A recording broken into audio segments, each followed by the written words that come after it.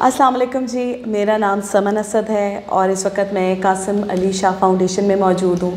और कासिम भाई के साथ नशिस्त होती है जब भी यहाँ पर मेरा सेशन होता है। चूँकि मैं यहाँ का एक ग्रूमिंग सेक्शन जो है वो देखती हूँ और अल्लाह की तरफ से ये मौका मिलता है कि कासिम भाई के साथ थोड़ा वक्त मिल जाता है बात करने का, तो वो एक गनीमत होती है मेरे लिए। तो अक्सर डिफरेंट टॉपिक्स पे बात हो रही होती है, जनरल जैसा आप डिस्कशन करते हैं। कभी कभार कैसी सिचुएशंस आती हैं कि आपके जो रिश्ते हैं ना, वो आपको लगता है कि इम्तिहान में पड़ गए हैं, आप इम्तिहान में पड़ गए उन रिश्तों को लेकर और किस तरह बैलेंस करना है।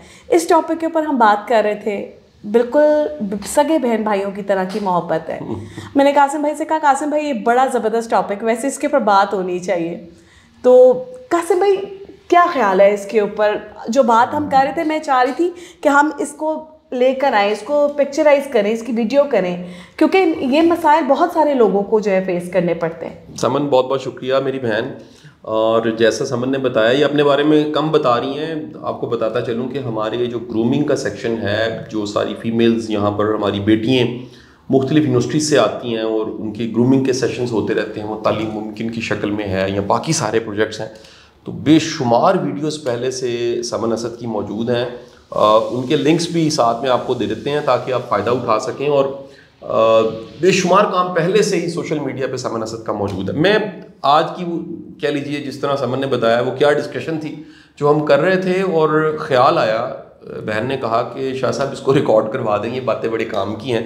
शायद इसमें से कुछ बातें मैं पहले भी कर चुका हूँ, लेकिन ये मेरा ख्याल भी यही है कि ये बातें हमें करनी चाहिए। इस मौजू पे बातचीत बड़ी कम होती है। और वो मौजू ये था कि चलते चलते किसी के साथ दो लोग चल रहे हैं आपस में और दोनों के रिश्ते में एक इम्तिहान आ जाता है। जिस तरह हमारा किसी सब्जेक्ट का इम्तिहान होता है, ज़िंदगी का कोई इम्तिहान हो सकता है, इसी तरह बाज़ औक़ात रिश्तों का इम्तिहान आ जाता है। और ये जो रिश्तों का इम्तिहान है, ये सिर्फ कुर्बानी तक नहीं है, ये सिर्फ बर्दाश्त करने तक नहीं है। बाज़ औक़ात कुछ चीज़ें हमने सीखी नहीं होती। मसलन एक बड़ी खूबसूरत कोटेशन, एक खूबसूरत जुमला जो हज़रत अली करमल्लाहु वजहू का नहजुल बलागा में कोटेड है। आप फरमाते हैं कि अगर तुमने किसी को दोस्त बनाया, यानी अपना बनाया, तो साथ ही एक कब्रिस्तान भी बना लो और उस कब्रिस्तान में उसकी खामियों को फिर दफन करते जाओ, क्योंकि ये रिश्ता खामियों को दफन किए बग़ैर, दरगुजर किए बग़ैर नहीं चल सकता। जिस दौर में हम अब जी रहे हैं और जिस ज़माने में हम जी रहे हैं, अभी चंद लम्हा पहले हमारे बड़े प्यारे दोस्त एजाज़ बुखारी साहब भी मौजूद थे और मैंने एक जुमला बोला तो समन ने और एजाज़ बुखारी साहब ने कहा कि वाह वाह वाह, क्या शानदार जुमला आपने बोला। और वो जुमला ये था कि इस ज़माने में जीने के लिए जो बर्दाश्त का लेवल है वो वलियों के बराबर होना चाहिए, वो दरवेशों के बराबर होना चाहिए। उसके बग़ैर आप नहीं जी सकते। दरवेश जो है ना, ये वली जो हैं, उनके बर्दाश्त का लेवल बड़ा हाई होता है, उसके बग़ैर आप नहीं जी सकते। अब ये जो रिश्तों का इम्तिहान की हम बात कर रहे हैं, इसका एक पहलू मैं आपके साथ डिस्कस कर लेता हूँ। उस पहलू को समझाने के लिए मैं एक छोटा सा वाक़या आपको सुना देता हूँ। मेरे पास एक बच्चे की वालदा मेरे पास आई। फैमिली पुरानी अटैच थी मेरे साथ और बच्चा जो था वो स्टूडेंट लाइफ से मैं उसको जानता था। चलते चलते करते करते आखिरकार उसकी कहीं जॉब एक लग गई, रिश्ता उसका ढूंढ रही थी। और वो हमारी जो बहन है वो भी ऑब्वियस है, क्योंकि बच्चे मेरे से पढ़े थे, पुराना ताल्लुक़ था, तो उस पुराने ताल्लुक़ की वजह से वो भी राब्ते में रहती थी। मैं आपको बताता चलूँ कि मेरे इब्तिदा के कितने ऐसे स्टूडेंट्स हैं और अब भी कितने ऐसे स्टूडेंट्स हैं जिनके साथ जो मेरे मरासिम में वो बिल्कुल जैसे फैमिली टर्म्स होते हैं, अपनों वाला ताल्लुक़ है। और ये उनकी मेहरबानी है कि वो प्यार करते हैं और एक तादेर कितने कितने पुराने रिश्ते जो हैं वो चलते चले जा रहे हैं।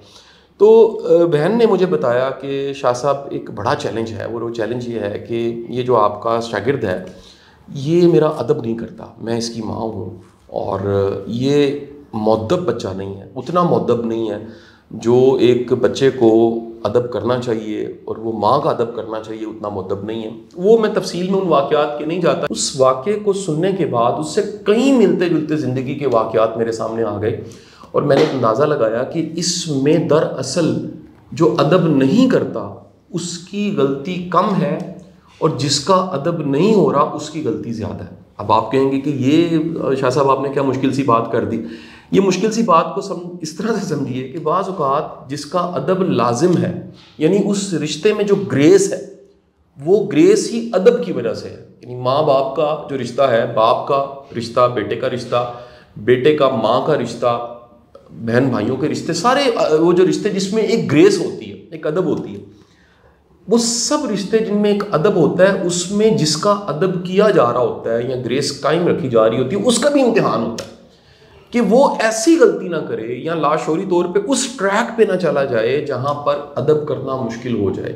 यानी आप ये कह लीजिए कि रिश्तों में भी नो गो एरिया होते हैं।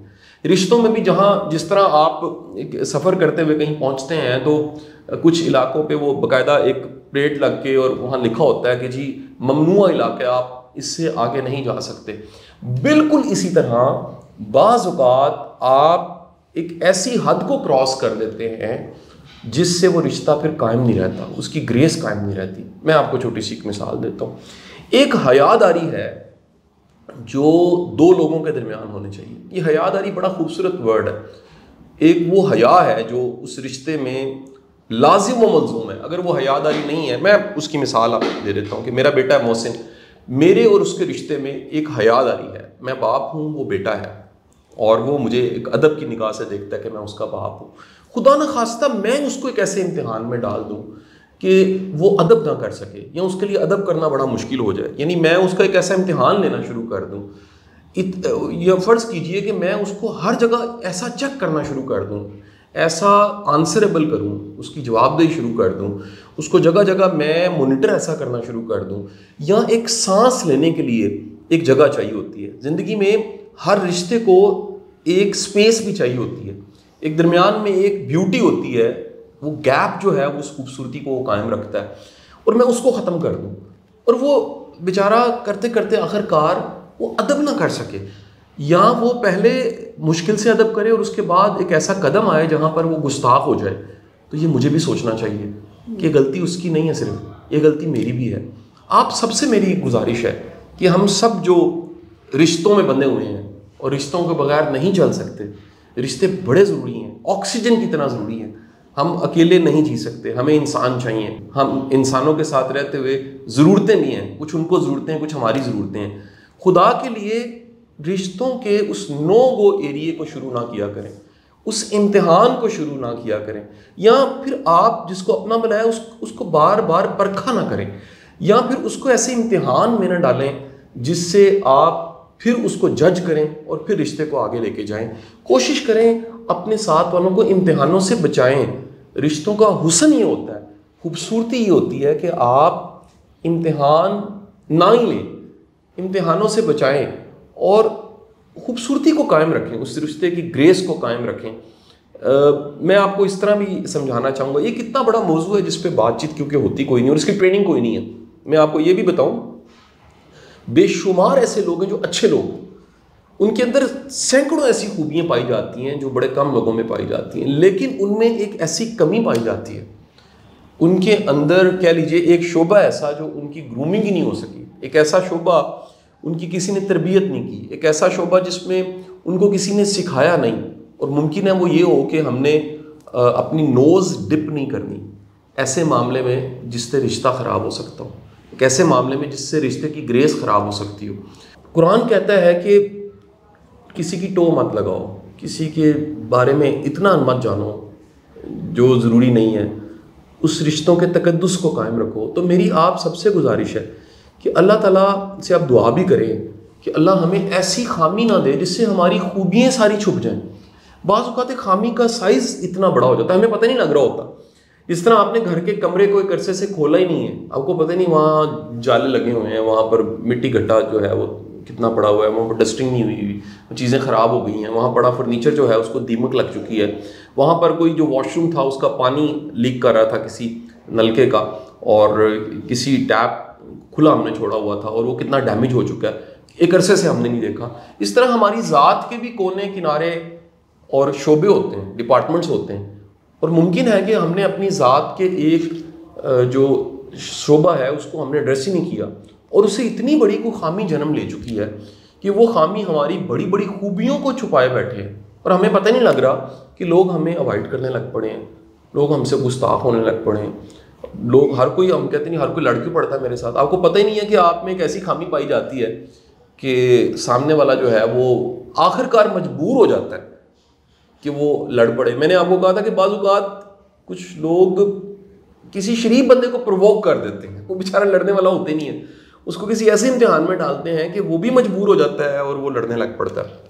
मैंने एक साहब देखे, उन साहब के साथ जिसकी भी डील होती थी आखिर में लड़ाई हो जाती थी। यानी उन्होंने हमेशा किसी भी डील को, किसी भी काम को जब क्लोज किया है तो आखिर में उन्होंने एक कॉन्फ्लिक्ट रखा होता था, ये उनके बस में नहीं था। कई खूबियाँ थी उनमें, लेकिन इस आखिर में कॉन्फ्लिक्ट की वजह से और आखिर में हमेशा ख़राबी की वजह से एक बिज़नेस मार्केट में उनका इंप्रेशन ये था कि भाई इनके साथ कोई काम ना करे, क्योंकि जो भी काम करता आखिर में वो गंदा हो जाता है और आखिर में ही उसको ख़राब कर देते।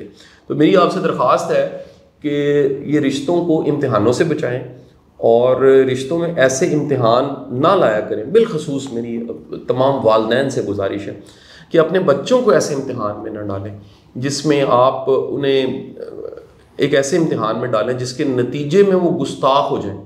देखिए, उनकी दुनिया तो ख़राब हुई सो हुई, आखिरत भी ख़राब हो गई और हमें पता ही नहीं लगा कि हमने एक ऐसा एक्ट किया, हमने किसी को एक ऐसी गली में भेज दिया, हमने किसी को एक ऐसे ट्रैक पे चला दिया, हमने किसी एक ऐसे रास्ते पे चलाया जो इतना गर्म था, इतना वो बर्न कर रहा था कि उस पर पाँव रखना बड़ा मुश्किल था। एक ऐसे माहौल में किसी को झोंक दिया जहाँ पर सांस लेना बड़ा मुश्किल था। एक ऐसे ट्रैक पे चला दिया जिस पे शायद कोई 2 कदम ना चल सके और वो आखिरकार जब ना चल सके और ना चलने की वजह से वो रिश्ता ख़राब हो जाए, ख़त्म हो जाए या वो गुस्ताख हो जाए और बाद में हम कंप्लेनेंट हों, हम गिला करें, हम उसकी कंप्लेन करें और जगह जगह कहें कि ये देखें जी ये रिश्ता जो है ये चल नहीं सका और ये ठीक नहीं है, इसने मेरा अदब नहीं किया। मच बेटर था कि आप वो ग्रेस कायम रखते। रिश्ता 2 तरफ़ा है, उसका रिश्ता आपसे और आपका रिश्ता उससे, ये 2 तरफ़ा है। तो वालिदैन से मेरी गुजारिश है, खुदा के लिए अपने बच्चों को ऐसे इम्तिहान में मत डालिए कि वो आपका अदब करना छोड़ दें। उस ग्रेस को कायम रखिए जो अल्लाह ने आपको एक इज़्ज़त वक़ार और रुतबा दिया है, उसको आपको भी कायम रखना है। आपका बहुत बहुत शुक्रिया समन, आपका भी शुक्रिया। आपने वो मौजू जो हम अपने रूम में ऑफिस में बैठ के डिस्कस कर रहे थे, समन ने आइडिया दिया कि शाह साहब इसको हमें डिस्कस भी करना चाहिए। क्या पता ये वीडियो, ये बातचीत किसी के लिए आसानी का सामान पैदा कर दे। बहुत शुक्रिया, थैंक यू।